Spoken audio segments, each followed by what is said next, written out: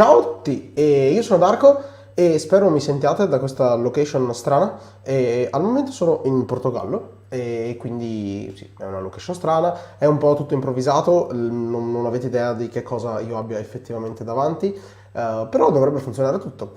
Ovviamente torniamo in live dopo aver saltato la live di Powell di luglio, perché ero decisamente molto più indafarato, adesso è comunque bene o male gestibile.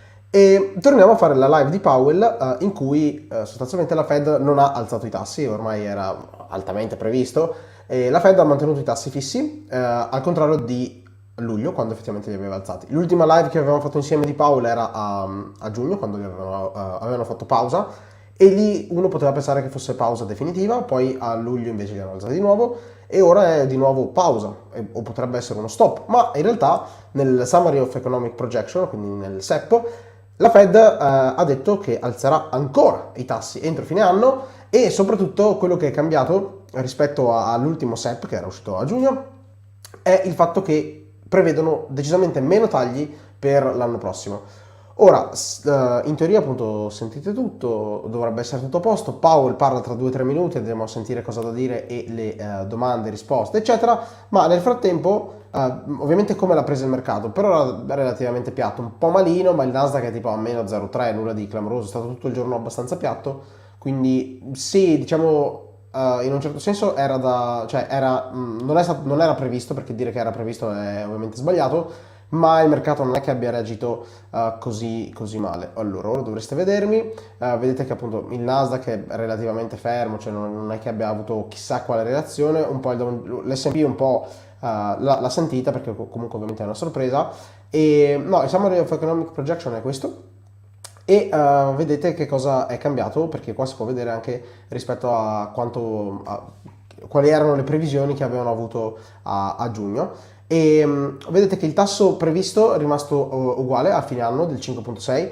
mentre cioè nel range 5,5-5,75, mentre adesso è nel range 5,25-5,50, quindi si aspettano almeno cioè, un altro rialzo da fare o a novembre, inizio novembre, mi sembra l'1 novembre, il 2 novembre, oppure a dicembre, quindi ci sono altri 2 meeting, e questo era assolutamente previsto, perché Powell non avrebbe mai detto abbiamo finito, ma si lascia la possibilità di alzare nuovamente, anzi si attende di alzare nuovamente i tassi, poi se ovviamente i dati saranno positivi non lo farà. Chiaro che al momento i dati dell'inflazione, come ho scritto anche nel titolo e nella descrizione, stanno riaccelerando esclusivamente per colpa del petrolio e degli energetici, ma appunto non è detto, magari poi questo cioè, si passa anche in altri settori nuovamente e potrebbe esserci la tanto temuta secondo round di inflazione, e ovviamente la Fed vuole assolutamente evitare di segnalare qualsiasi tipo di allentamento prima di essere sicuri che non ci sia il secondo round, diciamo. Hanno abbassato leggermente le stime di inflazione, di quello che si aspettano. Qua è finita la musica perché sta per entrare Paolo, adesso ve lo condivido. Però hanno abbassato molto l'unemployment rate, che adesso si aspettano a fine anno arrivare al 3,8, mentre prima si aspettavano al 4,1, quindi e gli anni prossimi si aspettavano arrivasse al 4,5, in realtà ora si fermano al 4,1 come picco di unemployment, e ovviamente hanno aumentato la stima per la crescita del PIL, ora al 2,1%, che è cioè è più alto del longer run, quindi comunque di un'economia che sta andando fuori potenziale. Comunque vabbè, Paolo sta parlando, ora ve lo condivido meglio, un attimo.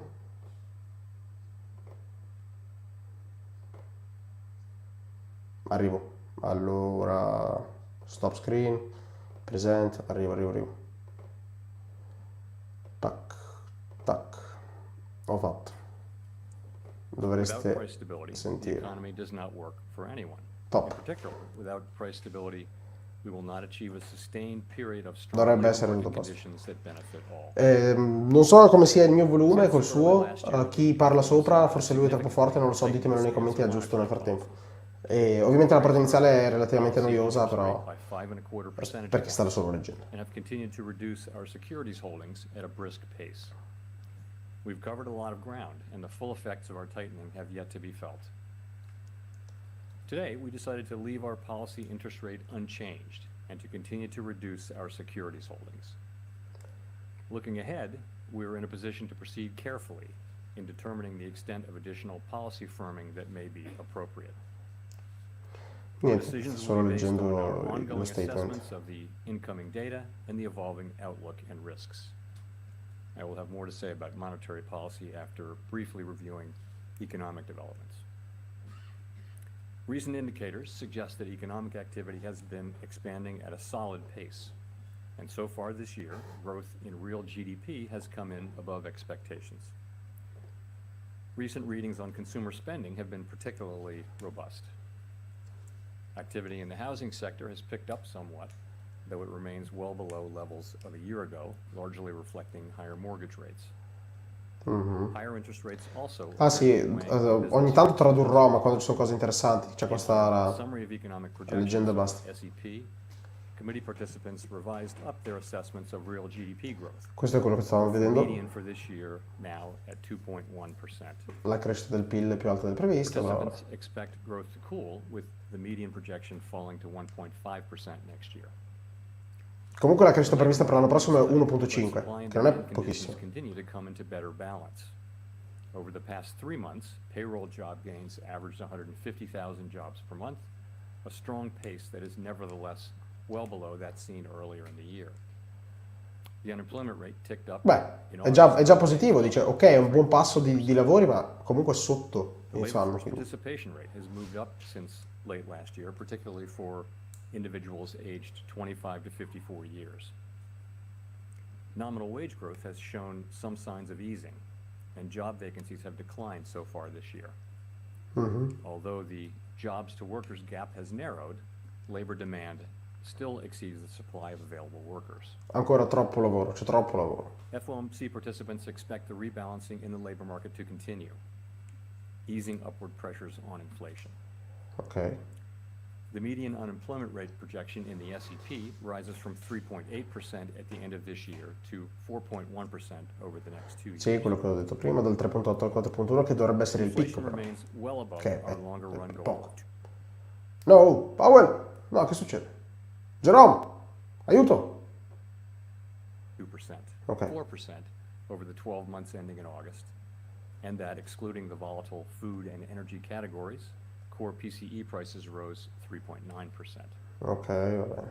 Inflation has moderated somewhat since the middle of last year, and longer-term inflation expectations appear to remain well anchored, as reflected in a broad range of surveys of households, businesses, and forecasters, Va as bene, well va as bene. measures from financial Comunque, Nevertheless, vabbè, the progress in anticipiamo. the process of getting inflation sustainably down to 2% has a long way to go. La cosa importante sarà The quanto median projection in the SEP gli interessa for della total della PCE inflation core o meno. is 3.3% this year, falls to 2.5% next year, and reaches 2% in 2026.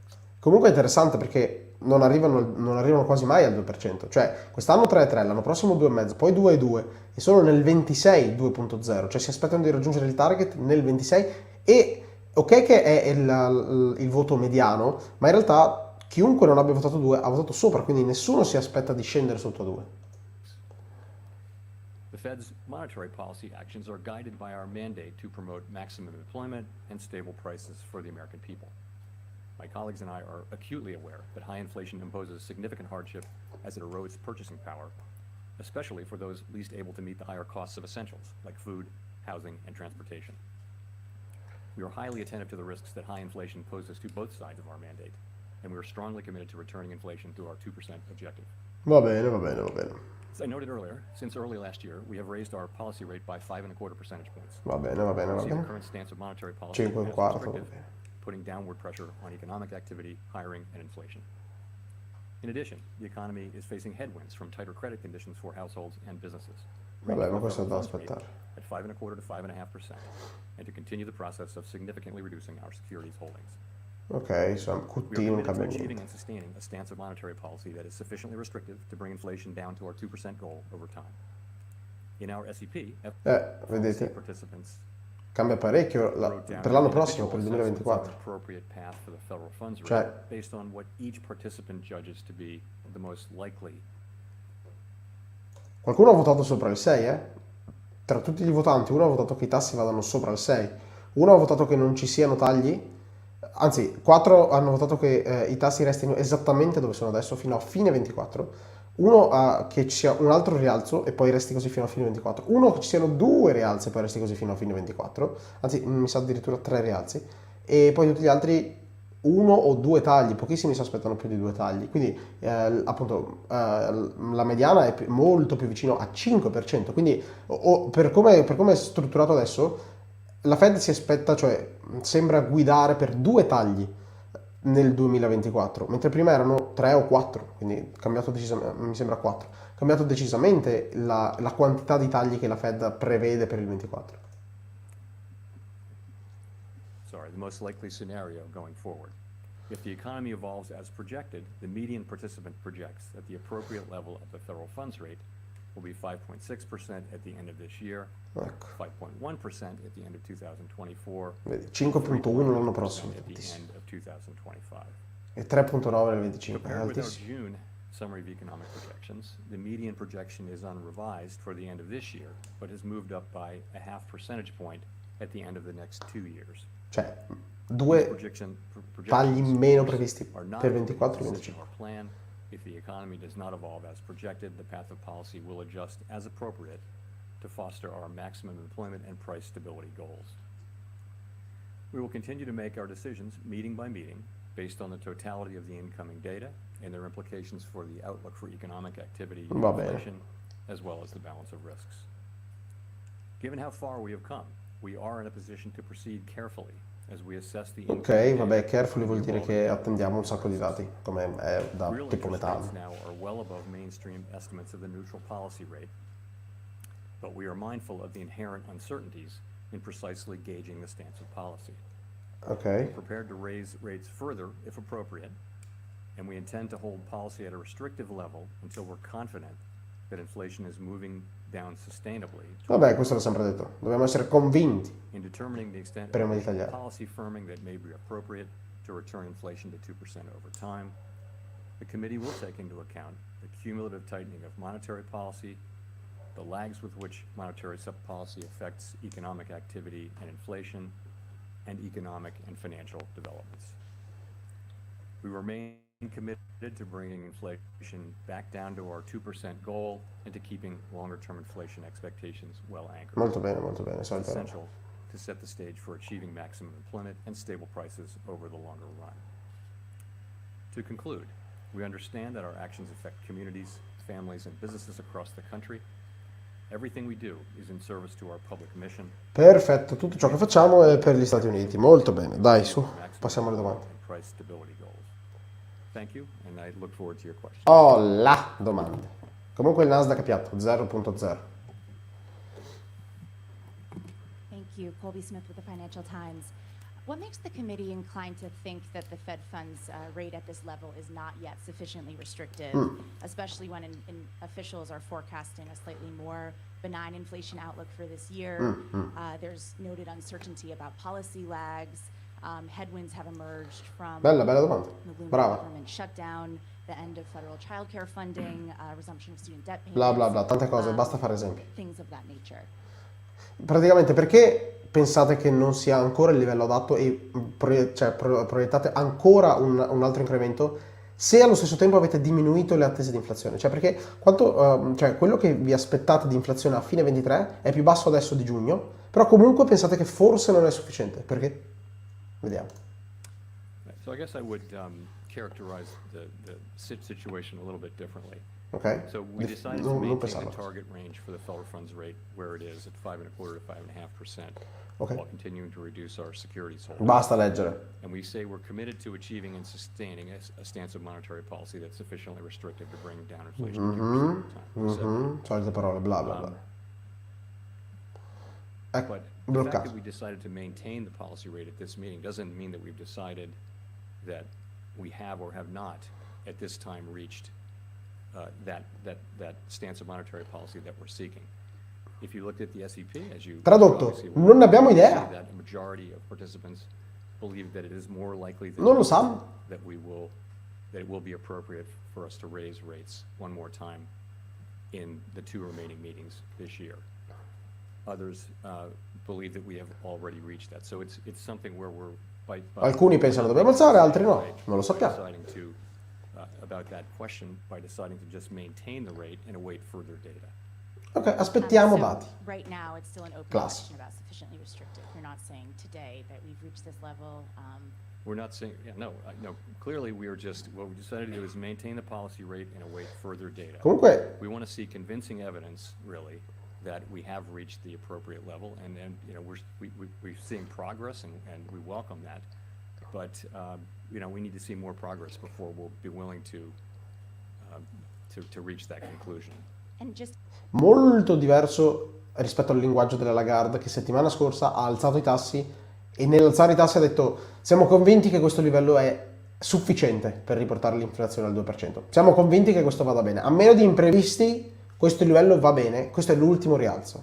Powell dice non lo so, vediamo, alcuni pensano che possiamo alzare, altri no, non abbiamo la più pallida idea se sia abbastanza, perché abbiamo sbagliato tutte le proiezioni degli ultimi 3 anni sostanzialmente, e quindi vediamo, siamo aperti alle possibilità, aspettiamo dati, vediamo cosa succede, potremo alzare, potremo tenere, ma non siamo sicuri, mentre la Lagarde era sicurissima che quel livello è sufficiente. Come fa la Lagarde a essere così sicura? Preferisco l'ammissione di incertezza che una certezza che poi magari risulta sbagliata, soprattutto perché ogni volta che la Fed si è dimostrata certa poi ha sbagliato, quindi è meglio l'ammissione di incertezza, soprattutto perché comunichi in maniera chiarissima. Vediamo i dati, a seconda dei dati decidiamo. È estremamente, per quanto confuso perché non è certo, è estremamente chiaro cosa stai andando a guardare e quale sarà la tua reazione a seconda di quello che succede. Mi sembra molto più giusto così. based on the 2024 projections, what's behind that shallower path for interest rate cuts and the need for real rates to be 50 basis points higher? Right, so, Ecco, questa è una bella domanda. Perché l'anno prossimo 50 I would say punti this, base in più? First of all, real interest rates are positive now. They're meaningfully Molto bene, positive. certo. And that's a good thing. We need a policy to be restrictive so that we can get inflation down to target, okay? Ok. And we're going to need that to remain to be the case for some time. So I think, remember that of course, the SEP is not a plan that is negotiated or discussed really as a plan. It's accumulation really, and what you see are the medians. It's accumulation of individual forecasts from. Ok, SEP. sta dicendo noi non parliamo prima di pubblicare bestow l'SP. upon it the idea that that's really a plan. But Okay. what it reflects, though, is that economic activity has been stronger than we expected, stronger Okay. than I think everyone expected. And so L'economia è what troppo you're- forte. What you're seeing is this is what people believe as of now will be appropriate to achieve what we're looking to achieve, which is progress Comunque sono d'accordo con questo toward discorso. our inflation goal. Speriamo che finisca e ti dico. Ha finito. No, ma io sono d'accordo. L'economia si è rivelata veramente molto più forte delle attese. Quindi chiunque, me compreso, pensava a dei tagli relativamente in fretta, era basato sul fatto che secondo me l'economia si sarebbe rotta. Ma l'economia non si è rotta. E quindi può sopportare tassi più alti. E quindi i tagli possono essere rimandati assolutamente. Ma non è un male questo. Cioè, vedere che la Fed si aspetta di non tagliare i tassi significa che si aspetta che nulla vada storto. Cioè, la previsione di tagliare drasticamente è se qualcosa si rompe. Ma se, come dicevo anche in qualche video recente, se non si rompe nulla e va tutto relativamente bene, non c'è fretta di tagliare. Cioè, l'economia può sostenere tassi più alti. Se l'economia può sostenere tassi più alti, non ha senso tagliarli assolutamente. Non c'è tutta questa fretta di tagliare se l'economia regge. In questo momento l'economia è sopra capacità, cioè la capacità prevista dagli Stati Uniti è una crescita sotto il 2%, ora stanno crescendo più del 2%, quindi non mi sembra un'economia così danneggiata dai tassi di interessi. Ovviamente perché c'è Biden che sta facendo un deficit gigante, però vabbè, ma continuerà a farlo, quindi tutto sommato sono d'accordo.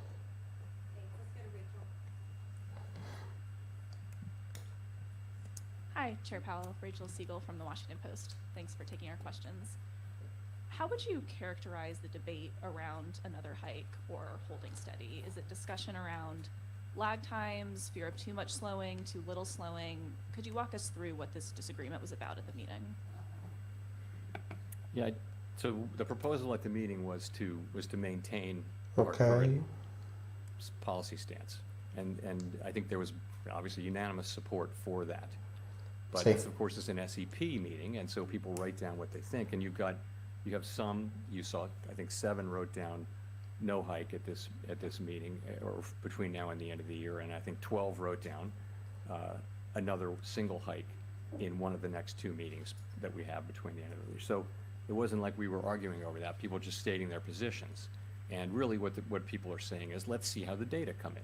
You know, we want to see, what we want to see. We want to see that these good inflation readings that we've been seeing for the last 3 months, we want to see that it's more than just 3 months, right? Qua stanno accadendo consigli finanziari in chat. Io eviterei i consigli finanziari, non si sa mai cosa succede. Was a good example of what we do want to see. It was a combination of across a broad range of indicators, continuing rebalancing of the labor market. Va bene, Powell, basta. Those are our 2 mandate variables, and that's the progress that we want to see. But I think people, they want to be convinced, they want to be careful to not to jump to a conclusion really one way or the other, but just be convinced that the data, support that conclusion. And that's why, given how far we've come and how quickly we've come, we're actually in a position to be able to proceed carefully. Va bene, possiamo fare careful, possiamo stare attenti a fare le prossime mosse, bla bla bla.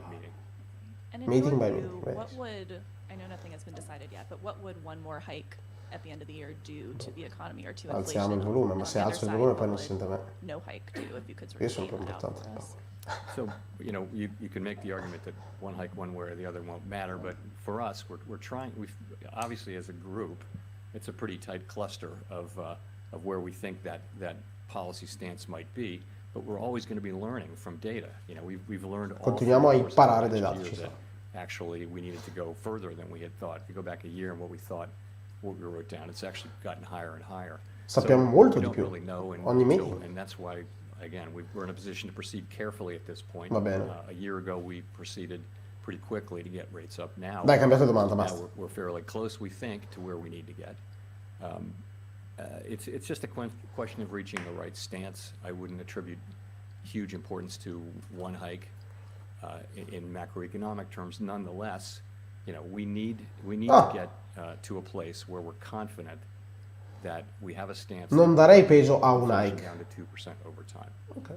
That's what we need to get to, and we've been moving toward it. As we've gotten closer to it, we've slowed the pace at which we've moved. I Va think bene. that's appropriate. Sì. And now that we're getting closer, we have the ability to proceed carefully.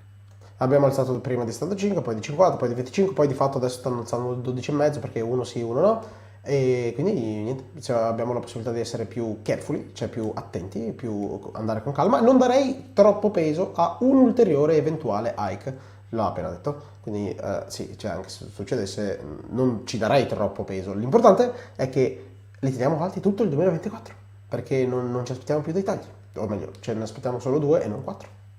Questo è più importante. Quello che succede da qui a fine anno ormai non è importante. Steve Leisman, CNBC. Mr. Chairman, I want to return to Colby's question here. What is it saying about the committee's view of the inflation dynamic Bye, Steve. in the economy that you achieve the same forecast inflation rate for next year, but need another 0.5 point of the funds rate on it? Does it tell us that the committee believes inflation to be more persistent, requires more medicine effectively? And I guess a related question is, No, la risposta è if no. you're going to project Semplicemente è più forte a l'economia. funds rate above the longer run rate for 4 years in a row, at what point do we start to think, hey, maybe the longer rate or the neutral rate Bella is questa. actually higher? Thank you.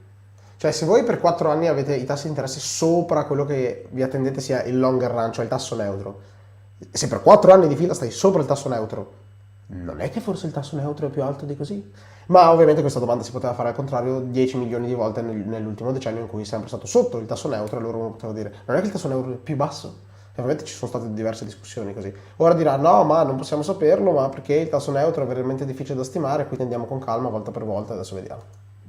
So, I guess I would point more to, rather than pointing to a sense of inflation having become more persistent, I wouldn't think that's not, we've seen inflation Esatto. be more persistent over the course of the past year, but I wouldn't say that's something that's appeared in the recent data. It's more Perfetto. about stronger economic activity. Quello che ho detto prima è semplicemente più forte l'economia, non è che c'è inflazione più alta. Attribute one thing. Again, L'economia è più we're forte. picking medians here and trying to attribute one explanation, but I think broadly, stronger economic activity means Steve, la prossima volta puoi scrivere a me, rates, we dai. have to do more with rates. And that's what that meaning is telling you. In terms of what the neutral rate can be, you know, we know it by its works. We only know it by its works, really. We can't, you know, the models and that the economy reacts. And again, that's another reason why we're moving carefully now, because you know, there are lags here. So it may of course be that the neutral rate has risen. You do see people. Forse. You don't see the median moving, but you do see people raising their estimates of the neutral rate. Ci sta. And it's certainly plausible that the neutral rate is higher. Plausible. than, Plausibile. the longer run rate. Remember, what we write down in the SEP is the longer run rate. It is certainly possible that you know, that the neutral rate at this moment is higher than that. And that's part of the explanation for why the economy has been more resilient than expected. Sì, ha detto, ma in realtà non lo sappiamo, ma è possibile, è plausibile che il tasso neutro sia alzato e sia più alto dopo lo shock pandemico, come ho detto in un video recente sulle obbligazioni. Non sarebbe strano, non è preoccupante, anzi è positivo, vuol dire che l'economia è fondamentalmente più forte. A period of below trend growth to get inflation consistently back to 2%. You kind of get that in 2024 a little bit, 1.5% is just No, questa è una bella domanda, what's bravo. the estimate of potential. So the fact that you're getting so much done at so much less cost, does that represent a change in how you think inflation works, Cioè, a change in how you think the economy? Banalmente, in teoria l'inflazione si sarebbe calmata con diverso tempo sotto crescita sotto trend, ma nel 2023 siete sopra trend, nel 2024 il trend massimo dovrebbe essere 1.8, ci sarà secondo voi 1.5, per poi stare di nuovo a trend, quindi non è un periodo prolungato. Sei contento? Sì, meglio, l'economia è più forte, bene, ci ha sorpreso in positivo. Demand destruction that's necessary to achieve this? Yes, of course, it is a good thing that we've seen È positivo. now meaningful rebalancing in the labor market without an increase in unemployment. And that's because we're seeing that rebalancing in other places, in, for example, job openings. Molto bene. And in Rebalancing, the va job benissimo. worker gap. You're also seeing supply side. Perfetto. So that's happening. I would say, though, I still think, and I think broadly, people still think that there'll have to be some softening in the labor market that can come through more supply, as we've seen as well. Nasdaq Also, meno remember, 0,5. the natural rate we think is coming down, which is a supply side thing, so that the gap between any given unemployment rate that's lower than that and the natural rate comes down. That's a way for that's a way for the labor market to achieve a better balance. So all of those things are happening. You're right, in the median forecast, we don't see a big increase in unemployment. We do see an increase. Oh, okay. But that really is just playing Basta. forward the trends that we've been seeing. That is not guaranteed. There may come a time when unemployment goes up more than that, but that's really what we've been seeing, is progress without higher unemployment for now. So just to Cioè, per ora che culo, ci sta andando bene, senza danni all'occupazione. to a soft landing, to something different. Would you call the soft landing now a baseline expectation? Wow, aspetta. No, I would not do that. I would just say, what would I say about that? I've always thought that the soft landing was a plausible outcome, that there was a path, really, to a soft landing. I've thought that, and I've said that since we lifted off. It's also possible that the path has narrowed and it's widened, apparently. Ultimately, this may be decided by factors that are outside our control at the end of the day. But I do think it's possible, and I also think this is why we're in a position to move carefully again. That we will restore price stability. We know that we have to do that, and we know the public depends on us doing that. And we know that we have to do it so that we can achieve the kind of labor market that we all want to achieve, which is an extended period, sustained period of strong labor market conditions that benefit all. We know that. The fact that we've come this far lets us really proceed carefully, as I keep saying. So I think that's the end we're trying to achieve. I wouldn't want to handicap the likelihood of it, though. It's not up to me to do that. Beh, era una domanda interessante. Quindi, cioè, ora ti aspetti che il soft landing sia lo scenario base?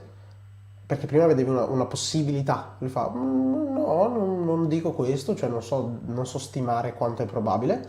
Vedo che c'è una strada, cioè si può effettivamente arrivare al soft landing, ma non direi che sia il caso base. Quindi questo è negativo, questo è abbastanza negativo. Però ovviamente allo stesso tempo non può dire sì, mi aspetto il soft landing, è il mio scenario base, perché sarebbe un po' più problematico se poi non avviene. Quindi molto vago, avrei preferito dicesse altro, però lo capisco che sia rimasto vago sul soft landing. Però preoccupante in realtà. Nick Timrose of the Wall Street Journal. Nick T, vai Nick T. Chair Powell, both you and Vice Chair Williams have indicated that sufficiently restrictive will be judged on a real rather than nominal basis, implying some scope for nominal rate cuts next year, provided further compelling evidence that price pressures will continue to subside. Is the FOMC focused on targeting a real level of policy restriction? And can you explain what would constitute enough evidence that will allow the FOMC to normalize the nominal stance of policy while keeping real policy settings sufficiently restrictive? Questa è una bella domanda. Yes, we Vediamo cosa understand dice that poi it's a real riassumo. rate that will matter and that needs to be sufficiently restrictive. Ok. And again, I would say you know sufficiently restrictive only when you see it. It's not something you can arrive at with confidence in a model or in various estimates, you know. And so what are we seeing? We're seeing, you know, through a combination of the unwinding of the pandemic-related demand and supply distortions and monetary policy's work in suppressing demand or alleviating very high demand. The combination of those two things is actually working. You're seeing, inflation coming down. It's principally now in goods, also in Okay. housing services. You begin to see effects of it in non-housing okay. services as well. So we think that is working. And I think as we've said, we want to reach that. We want to reach Non sta something rispondendo. we're confident gets us to that level. And I think confidence comes from seeing, enough data that you feel like, yes, okay, this feels like we can for now decide that this is the right level and just agree to stay here. We're not permanently deciding not to go higher, but we would, let's say if we get to that level. And then the question is, how long do you stay at that level? And that's a whole nother set of questions. For now, the question is trying to find that level where we think we can stay there. And we haven't gotten to Vabbè, a point of non ha confidence risposto. about that yet. That's the stage. This year, Non ha risposto, sostanzialmente Nick T gli ha chiesto, ma voi ovviamente siete restrittivi in termini di tassi reali, quindi se l'inflazione cala, voi potete rimanere restrittivi sui tassi reali anche se nominalmente abbassate i tassi, quindi non è così importante il tasso nominale ma il tasso reale. E lui fa sì, è così, però allo stesso tempo non sai quanto è veramente il tasso reale, qual è il tasso reale adatto, e lo puoi sapere solo quando funziona, non lo puoi sapere da modelli o a priori, e quindi sostanzialmente non ha risposto. Perché Nick T avrebbe voluto dire sì, guarda che se l'inflazione cala drasticamente l'anno prossimo, cioè da una media di quasi 4 quest'anno a una media di 2,5 l'anno prossimo, e noi tagliamo i tassi dell'1%, non succede niente, siamo comunque restrittivi. Nick T voleva sentirsi dire questo. J. Powell non gliel'ha detto. and even then it seems possible the core PCE inflation could come in even lower than the median at 3.7%. Would you see a case to raise rates still if it turned out that you were going to achieve the same real rate this Ma non year? ti risponderà mai a queste domande ipotetiche. Proceed somewhat better than you currently anticipate. Non ti risponderà The mai. decision that we make at each meeting and certainly at the last two meetings this year, it's going to depend on the totality of all. Vedi, è dalla totalità dei dati, Inflation non data, un singolo labor punto. growth Bla, data, bla, bla. the balance of risks and the other events. Nick T, mi hai deluso. We take all of that into account, so I can't Male. really Sono deluso da answer Nick T. about one piece of that. It'll be trying to reach a judgment over whether we should move forward with another rate hike overall, and whether that would increase our confidence that yes, this is an appropriate movement. It will help us be more confident that we've gotten to the level that we need to get to. Non ha risposto. Dai, qualche domanda più succosa, Thanks, Chair Powell. Following up on Nick's question, Perché nessuno chiede del quantitative John tightening? Williams, the New York Fed president, obviously has said things to the effect of next year, as we see inflation, kind of again to Nick's point, as we see inflation coming down, l'inflazione va we're going to giù, bla need bla. to reduce interest rates to make sure that we're not squeezing the economy harder and harder over time. And I wonder if that's basically the logic that you apply. È la stessa domanda di Nick T. I also wonder, in the last press conference, you said something to the effect of, it's a full year out, those discussions, and people interpreted that to mean that you didn't see a possibility of a rate cut in the first half of next year. And I wonder if that was what you meant by that, or whether... Confermi che non pensi a tagli nel primo semestre? So when I answer these questions about hypotheticals about cutting, I'm never intending to send a signal about timing. I'm just answering them as the question is expressed. So please, I wouldn't want to be taken that way. Sorry, the first... Ok, praticamente ha detto no, aspetta, ogni volta che io rispondo puntualmente a quella domanda, non sto dando indicazioni temporali perché io non faccio guidance, non so che cosa succederà. Quindi vabbè. question was, does that help? Yeah, so we're, as we go into next year, La prima è that's the identica, question we'll darà be la stessa asking risposta che ha dato is, 5 minuti fa. taking into account lags and everything else we know about the economy and everything we know about monetary policy, the time will come at some point, and I'm not saying when, that Non dirò it's quando. appropriate to cut. Part of that may be that real rates are rising because inflation is coming down. Part of it just may be that it'll be all the factors. Cioè potremo tagliare per diversi motivi. That time will certainly come at some point. Perché l'inflazione cala, perché What bla you bla bla. see is us writing down, a year ahead estimates of what that might be. And, there's so much uncertainty around that. When we, in the moment, we'll do what we think makes sense. No one will Domande look più back at this succose, and più say, succose. hey, we made a plan. It's not like that at all. These are estimates made a year in advance that are highly uncertain. And, Queste sono stime fatte un anno prima, non sono piani, non è che pianifichiamo di far così, sono stime che Thanks so much, Chair dovessimo Powell. dire, Erwin secondo me Axios. sarà, I wonder, how do andrà, you think sarà about the così. question of whether the strong GDP growth we've been seeing is driven by excess demand versus supply side factors, productivity, labor force growth, and relatedly, No, la if risposta è GDP Biden is che fa il coming in deficit. hot, even in the absence of inflation resurgence, would that on its own be a reason to consider more tightening? Però non lo può dire perché è politico. So on your first question, I mean, we're looking at GDP very, very carefully to try to understand really what's the direction of it, what's driving it, and it's a lot of consumer spending. It's been Consumer consumer's spending. been very Che robust. è il main driver Spending. dell'economia So sopra le that is, attese. Buono? that's how we're looking at it. Sorry, your second question was. Quindi praticamente, ok, stays hot sono i without consumatori che So sono stati I think sopra the le question attese. will be, GDP is not a mandate, right? Maximum employment and price stability are the mandates. The question will be, is GDP, is the heat that we see in GDP, is it really a threat to our ability to get back to 2% inflation? That's going to be the question. It's not a question about GDP on its own. Questo è bello. Una bella We're risposta. expecting to see this improvement, continued rebalancing in the labor market and inflation moving back down to 2% in a sustainable way. We have to have confidence in that, and we'd be looking at GDP just to the extent that it threatens one or both of those. Cioè il GDP non è un mandato, non è che dobbiamo avere il PIL sotto controllo, sotto questo target, eccetera. Il PIL è una funzione di risposta, cioè dato il PIL possiamo raggiungere i nostri obiettivi di inflazione e occupazione. Ovviamente all'inizio pensi cioè il PIL è troppo alto, non riesci ad arrivare all'inflazione che vuoi.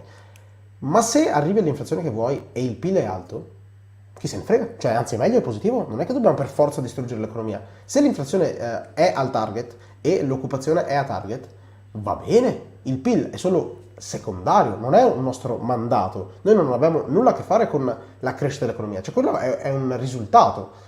Se è meglio del previsto va benissimo, non è che dobbiamo distruggere l'economia, ma l'unica cosa che conta è inflazione e occupazione. Se quelli vanno d'accordo, perfetto, il PIL può anche essere 10%. Se l'inflazione è al 2 e l'occupazione la disoccupazione è attorno al 4, quindi vicino al maximum employment, se queste due coincidono, il PIL può anche essere del 10%, non è nessun problema.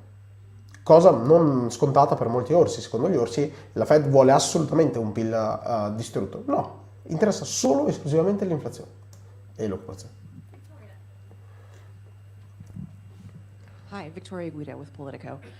There are multiple external factors that are playing out right now. We see rising oil prices, we see auto workers striking, there's the looming, very real possibility of a government shutdown. And I was just wondering, for each of those things, could you talk about how you're thinking about how that No, might sono affect the situazioni course of the politiche, Fed? non dirà nulla. So there is a long list, and you hit some of them, but it's the strike, it's government shutdown, resumption of student loan payments, higher long-term rates, oil price shock. There are a lot of things that you can look at, and so what we try to do is assess all of them and handicap all of them. And ultimately, though, there's so much uncertainty around these things. I mean, to start with the strike, first of all, we absolutely don't comment on the strike, as we have no view on the strike one way or the other, but we do have to make an assessment of Va its bene, economic effects. non commentiamo il risultato, ma So, qual è l'impatto economico di questa cosa? The thing about Chiaro. it is so uncertain. It will depend. The economic effects. It could affect. We've looked back at history. It could affect economic output, hiring, and inflation. But that's really going to depend on how broad it is and how long it's sustained for. And then it also depends on how quickly production can make up for lost production. So none of those things are known right now. It's very, very hard. Sì, non sappiamo assolutamente nulla dell'impatto degli scioperi, Ford, GM, eccetera. It hasn't traditionally had much of a macroeconomic effect. Energy prices being higher, that is a significant thing. Energy prices being up can affect spending. It can affect over time.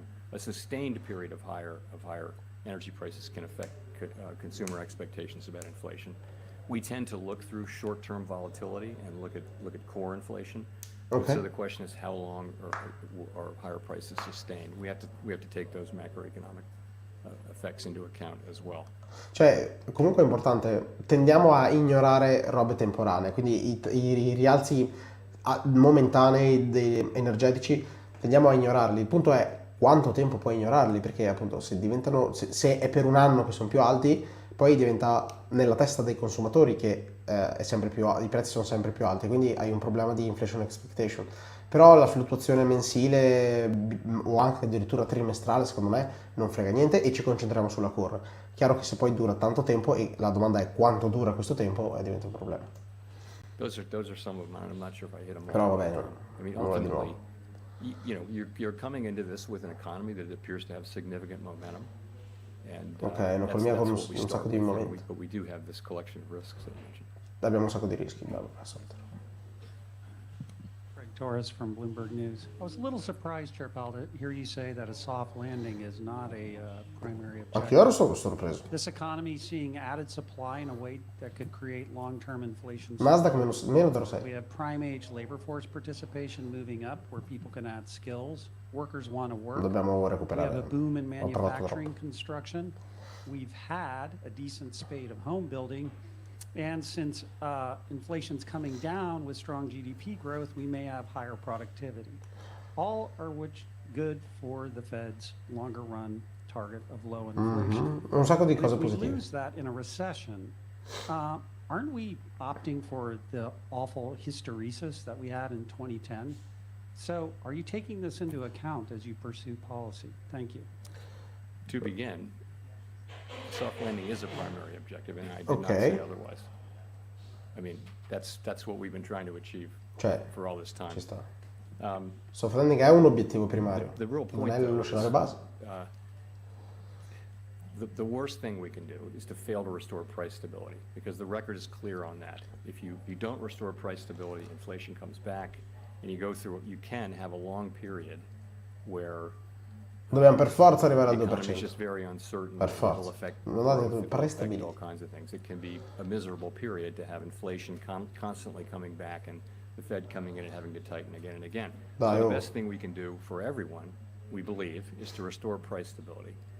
I think now, today, we actually, we have the ability to be careful at this point and move carefully, and that's what we're planning to do. So we fully appreciate the benefits of being able to continue what we see already, which is rebalancing in the labor market and inflation coming down without seeing, an important large increase in unemployment, which has been typical of other tightening cycles.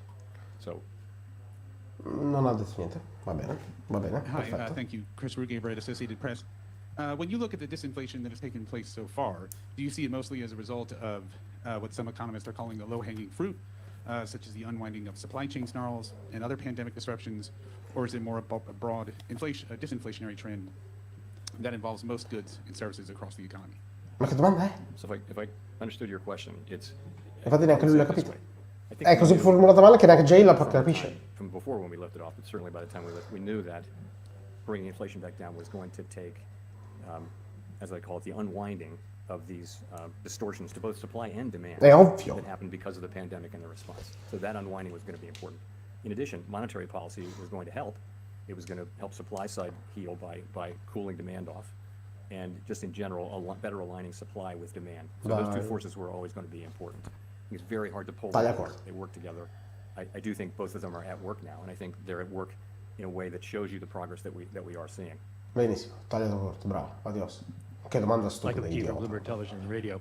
In June, you forecast a what would justify that last move? Because the median forecast is for lower inflation. And given all the known unknowns that you face, how much confidence do you have, can investors have, or the American people have in your forecasts?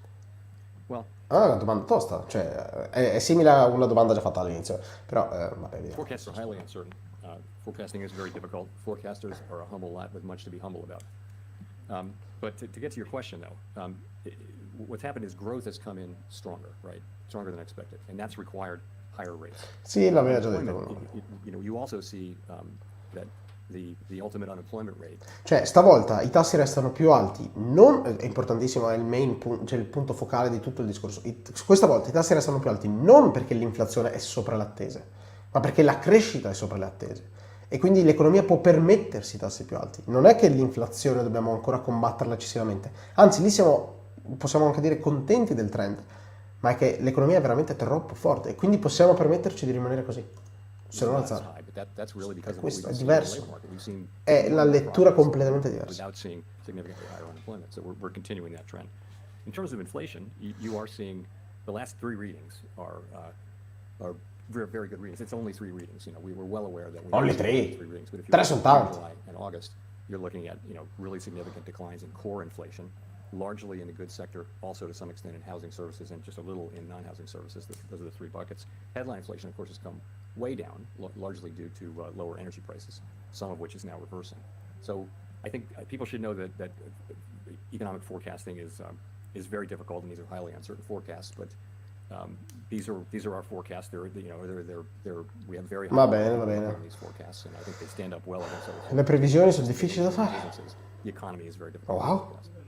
Chi avrebbe mai detto? That you have. What justified not moving today, and what could justify moving? Beh, in the perché non future? muoversi oggi? Well, I think we have come very far, very fast in the rate increases that we've made. And I think it was important at the beginning that we moved quickly, and we did. And I think as we get closer to the rate that we think, the stance of monetary policy that we think is appropriate to bring inflation down to 2% over time, the risks become more two-sided. And the risk of over-tightening and the risk of under-tightening that becomes more equal. And I think the natural common sense thing to do is as you approach that, you move a little more slowly as you get closer to it, and that's what we're doing. So we're taking advantage of the fact that we have moved quickly to Va bene. move a little more carefully now as we find our way to the right level of restriction that we need to get inflation back down to 2%. Niente, semplicemente approfittando del fatto che siamo stati veloci in passato. With your focus on year-over-year PCE, isn't it true that base effects Questa è are nuova, huge, mi and sembra. that by the time you meet in November, that it's more likely that No. you'll have a low PCE number that would make you feel more comfortable? And secondly, how would the lack of key indicators like CPI, the jobs report, impact your approach in upcoming meetings if we were to have a government shutdown? So, Thank you. yeah, I Ma missed cosa the first c'entra? part. Cosa c'entra? Cosa c'entra il shutdown? Base factors. Base factors.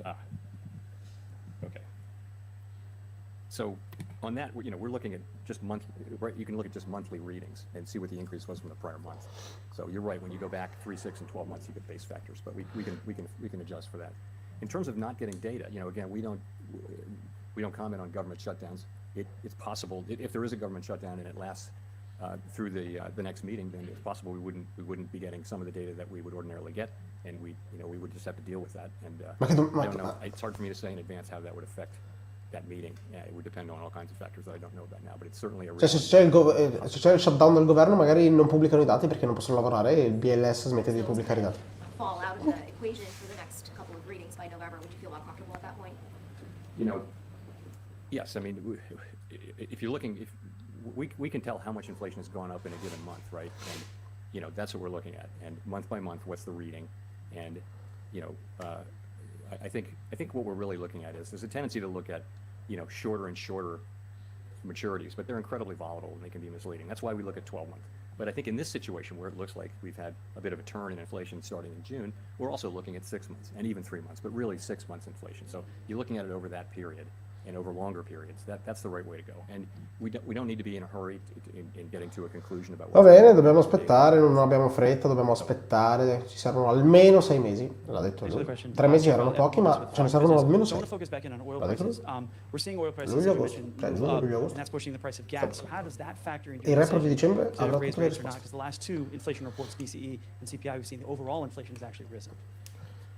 Right, so you know, Ma è energy ovvio, prices sono are very effetti important base. for the consumer. This can affect consumer spending. It certainly can affect consumer sentiment. I mean, gas prices are one of the big things that affects consumer sentiment. It really comes down to how persistent, how sustained these energy prices are. The reason why we look at core inflation, which excludes food and energy, is that energy goes up and down like that, and it doesn't. Energy prices mostly don't contain much of a signal about how tight the economy is, and hence don't tell you much about where inflation's really going. However, we're well aware, though, that you know, if energy prices increase and stay high, that'll have an effect on spending, and it may have an effect on consumer expectations of inflation, things like that. That's just things we have to monitor. So. On the consumer, they're putting more and more of this on their credit card. The consumer seeing, you know, record credit spending. How long do you think the consumer can manage that debt at higher interest rates now? And are you considering a debt bubble related to that? So, Vediamo. to finish my prior thought, I was saying that's why we tend to look through energy moves. Ha interrotto that Paolo. we can see as short-term volatility. You know, turning to consumer credit, you know, of course we watch that carefully. Consumer distress, measures of distress among consumers were at historic lows quite recently. You know, during and after the pandemic, they're now moving back up to normal. We're watching that carefully, but at this point, these readings are not at troublingly high levels. They're just kind of moving back up to what was typical in the pre-pandemic era. Ok, la domanda era molto interessante, cioè quanto pensi che i consumatori possano sostenere questi tassi di interesse più alti se continuano a spendere tramite credito e quindi pagando tassi più alti diventa problematico, cioè non si rischia di avere una bolla di debito che poi in realtà può essere vero anche per gli stati, cioè per le nazioni. Io ho detto, ma in realtà sì, ovviamente è più alto, ma stiamo tornando a valori pre-pandemici. In termini di che cosa? Perché a livello nominale è ovviamente più alto, ma in termini di quanto dell'ingresso mensile va a pagare debiti e quindi tassi di interesse, cioè interessi. Questo sta tornando a un livello pre-pandemico, cioè quanto paghi di credito rispetto al tuo disposable income, cioè di quanto ti entra al mese. Questo sta semplicemente tornando a valori pre-pandemici. Nominalmente è più alto quanto paghi di credito, certo, ma perché nominalmente c'è stata un'inflazione che sommata ha fatto oltre il 20%, quindi ciò che era 1000 adesso è 1200. E quindi se da 1000 sei passato a 1200, hai solo tenuto traccia dell'inflazione anche a livello di credito e di quello che spendi. E questa cosa è vera anche per gli stati. Cioè la quantità di tasse, la quantità di interessi che pagano sul debito che hanno anche gli stati è più alta rispetto a qualche anno fa, certo. È estremamente alta? No, cioè se andate a vedere la fine degli anni 90, in termini di budget, quanto si pagava di interessi a livello percentuale è comunque più alto appunto negli anni 90, quindi sì, certo che gli interessi sono più alti, però uno non deve andare a vedere il livello nominale, ma deve andare a vedere il rapporto con le entrate che ha, sia che sia un privato sia che sia una nazione. E se uno va a fare questa roba, nei privati è semplicemente trend pre-pandemico, a livello di nazioni negli anni 90 stavano peggio, quindi vabbè. Hi, Jean Young with M&I Market News. Yields along the Treasury curve have risen to their highest in years. What is the Fed's view about Nasdaq quasi meno an 1. increase in recent weeks, and how much of it can be attributed to macro explanations and how much to technical factors? So you're right. You know, rates have moved up significantly. I think it's always hard to say precisely, but most people do a common decomposition of the increase, and the view will be it's not mostly about inflation expectations. It's mostly about other things, Okay. return premium or real yields, and it's hard to be precise about this. Of course, everyone's got models that'll give you a very precise answer, but they give you different answers. So, but essentially, they're moving up because it's not because of inflation. It's because it'll probably have something to do with stronger growth. I would say more supply of treasuries. The common explanation. Cioè, perché effettivamente i treasuries hanno tassi di interesse più alti? Non è per l'inflazione, è perché uno si aspetta crescita più alta e quindi noi possiamo tenere i tassi più alti senza distruggere nulla, perché c'è un sacco di debito emesso che sta per scadere, quindi verrà emesso, quindi ci sarà un sacco di supply, quindi un sacco di offerta di treasury, e quindi se c'è un sacco di offerta il prezzo si abbassa perché c'è un sacco di offerta e quindi i tassi si alzano. That you hear in the markets kind of makes sense. Ho detto giusto, forse mi sono confuso l'ordine, però insomma se il tesoro mette un sacco di debito è ovvio che i tassi sono più alti. Just two on housing. You said Potrei slower essere shelter confuso. cost Il growth is in concetto the è quello. pipeline and will reflect in inflation readings as new leases are signed. But there's also some questions out there about the way housing costs are measured, particularly the use of rental equivalents, which are estimates from homeowners about what their homes would rent for if they were in the rental market. So my question is, how much of the effort to tame inflation, both as it's measured and felt by the broader public, hinges on housing supply? And then as far as a constrained housing supply being sort of exacerbated by this sort of lock-in effect of mortgages being higher now than they were at their recent historic lows, how is that going to impact future thinking about taking interest rates to that lower bound in the future? So on the supply point, of course, supply is very important over time in setting house prices and for that matter rents, and supply is kind of structurally constrained. Sul settore immobiliare In terms interessante. of where inflation is going in the near term, though, as you obviously know, a lot of it is leases that are running off and then being re-signed or released at a level that's it won't be that much higher. A year ago it would have been much higher than it was a year before. Now it may be below or at the same level. So as those leases are rolling over, we're seeing what we expect, which is measured housing services inflation coming down. Your second question was the lock-ins. How much is that? Vabbè, non è interessante questa Affect risposta. your decisions to potentially bring rates down to their lower bound in the future, sort of creating that sort of bubble of buying and then a lock-in that sort of stagnates the housing market.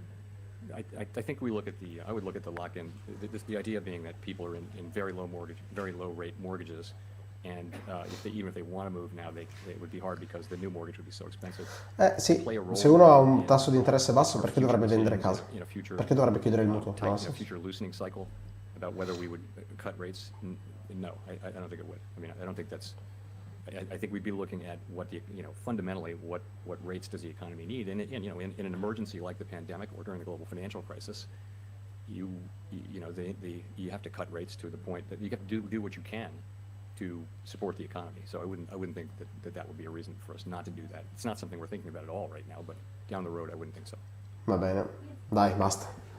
Hi, Nancy. Andiamo a concludere questa Chair Powell, you've mentioned several things that would possibly weigh on consumer confidence, maybe cut back consumer spending, possible government shutdown, high gas prices. At this point, would the Fed welcome a decrease in consumer spending? Would that help you get inflation closer to your 2% target? No. I wouldn't say it that way. We're not looking for a decrease in consumer spending. Infatti. It's a good thing that the economy is strong. It's a good thing that the economy has been able to hold up under the. È una cosa positiva che l'economia è The forte. labor market's strong. The only concern, it just means this: if the economy comes in stronger than expected, that just means we'll have to do more in terms of monetary policy to get back to 2%, because we will get back to 2%. Does that answer your question? Yeah, and I guess on the other hand. Beh sì, se l'economia è più forte saremo più alti, ma è meglio. Well, that's always a concern. Concern number one is restoring price stability, because in the long run, that's something we have to do so that we can have the kind of economy we really want, which is one with sustained period of tight labor market conditions that benefit all, as I've said a couple Va of times. bene. So that said, of course, we also now, given how far we've come with our rate hikes and how quickly we've come here, we do have the ability. Ufficialmente è finita la press conference, quindi dobbiamo solo recuperare questi 7 minuti. Thank you, Chair Powell. Simon Rubinovich with The Economist. One of the factors in the Marco economic Dutra. resilience to date appears to be a lesser degree of rate sensitivity than in the past. Obviously, we've talked about households with long fixed-rate mortgages, also companies that refinanced before last year. What is your thinking about the efficacy of rates and how that's changed? And then related to that, how do you think about the distributional consequences, in the sense that if you're a relatively wealthy household with a long fixed-rate mortgage, the past year has not been all that tough with rates going up, whereas if you're relying on your credit card for supporting your consumption, in fact, times are getting a lot tougher, a lot more quickly. Thanks. So what?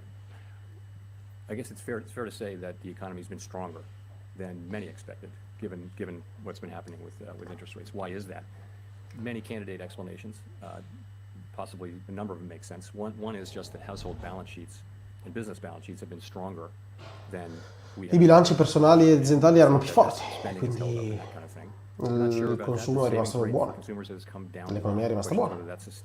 That could just mean that the date of effect is later. Magari ci sono dei lag. For other reasons, the neutral rate of interest is higher for various reasons. We don't know that. Il tasso neutrale potrebbe essere più alto. Been restrictive enough for long enough.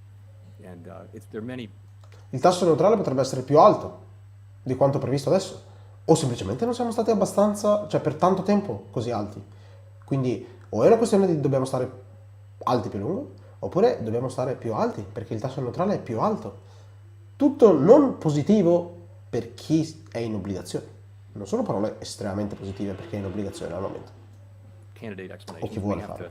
In all this uncertainty, make policy, and I feel like what we have right now is what's still a very strong labor market, but it's coming back into balance. Cioè, dopo queste parole e dopo i dati recenti, by many forecasts, many forecasts call for growth to moderate over the course of the next year. So that's where we are, and we have to deal with what comes. On your second question, your second question was distributional, but can you be a little clearer about that? Cioè, di fatto, quello che volevo dire è che al momento, a guardare i dati, a guardare quello che stanno dicendo, le obbligazioni non sono proprio un bellissimo posto in cui andare a trovare rifugio. Lo sono se l'economia si rompe. Yeah, my point there was that if you're somebody who has a long fixed rate mortgage, you've been able to endure the higher rates relatively easily. If you're somebody who's living month to month off of your credit card, current financing rates are punitive. Yes, and so the point I would make there is that we're trying to get inflation back down. The people who are most hurt by inflation are the people who are on a fixed income. If you're a person who spends all of your income, you don't really have any meaningful savings. You spend all your income on the basics of clothing, food, transportation, heating, the basics. And prices go up by 5, 6, 7%, you're in trouble right away. Whereas even middle class people have some savings and some ability to absorb that. So it is for those people, as much as for anybody, that we need to restore price stability. And we want to do it as quickly as possible.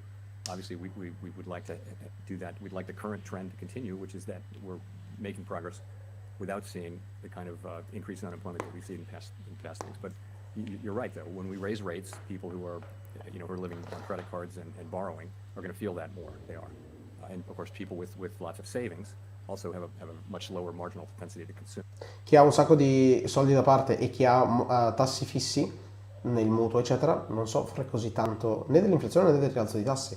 Chi ci soffre è chi non ha soldi da parte e per finanziare la sua vita più costosa, perché è tutto andato più su, deve ricorrere alle carte di credito che hanno tassi più alti. Loro sono quelli che stanno peggio.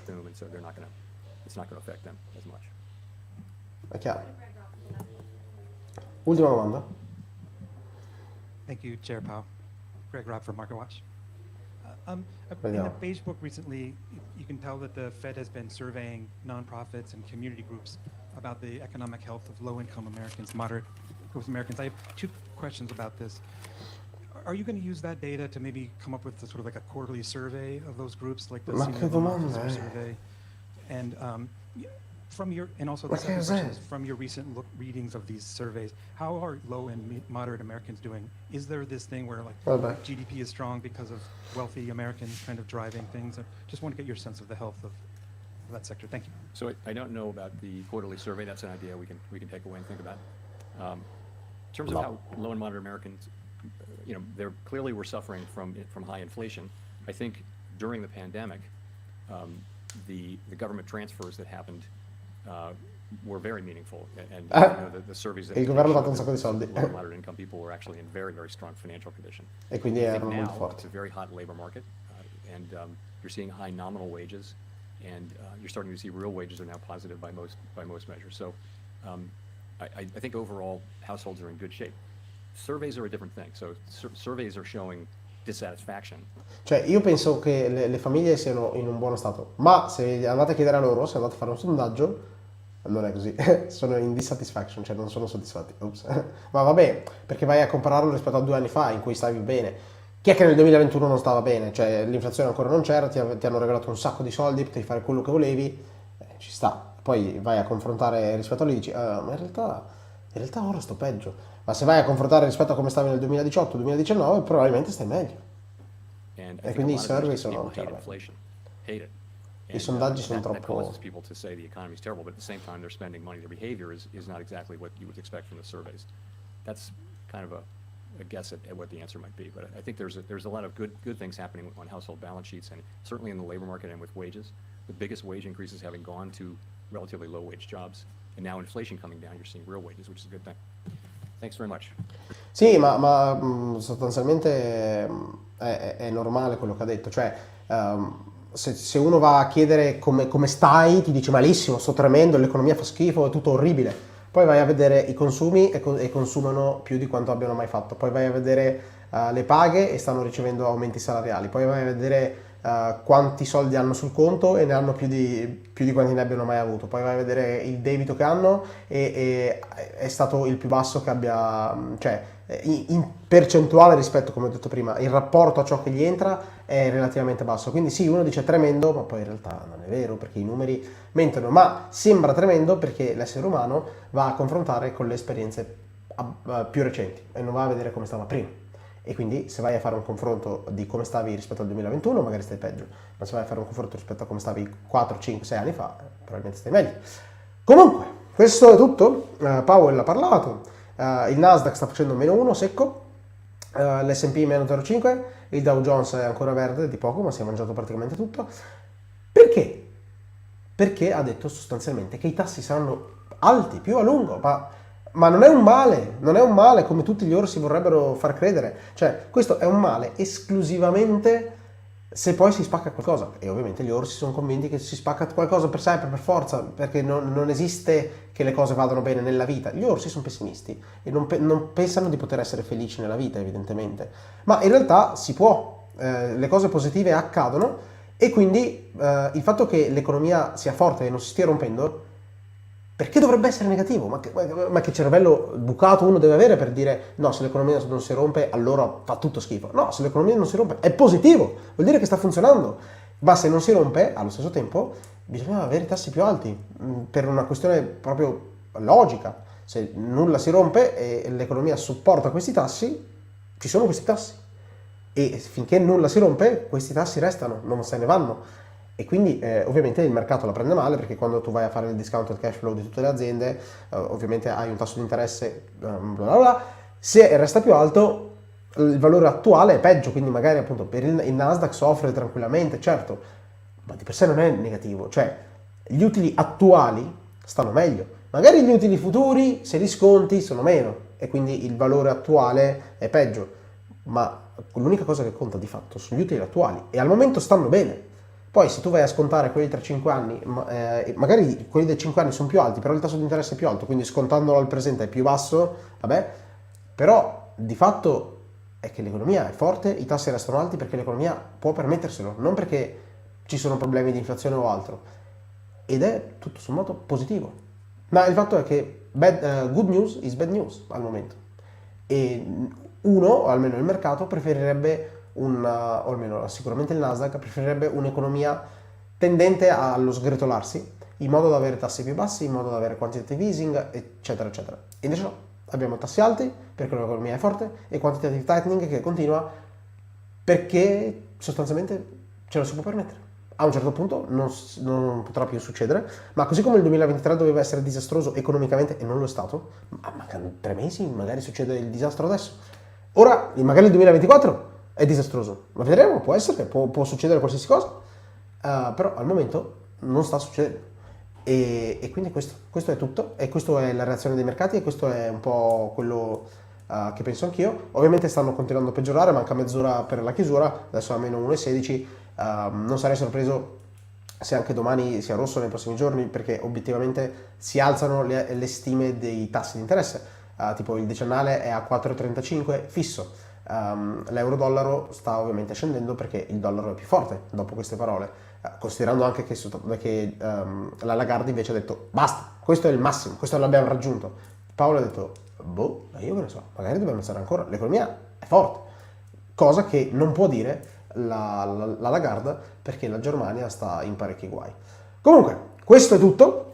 Ditemi cosa ne pensate dopo nei commenti sotto, anzi anche tutti quelli che mi state ancora seguendo in live. Appena finisce il video spegnete l'app di YouTube, rientrate e lasciatemi un commento sotto al video, tipo mi ha fatto piacere seguirti eccetera, non qua in live, cioè proprio quando finisce spegnete l'app e rientrate, mi fareste un favore se non vi costa niente.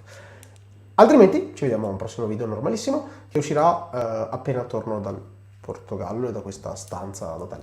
Grazie di aver seguito e al prossimo video, ciao!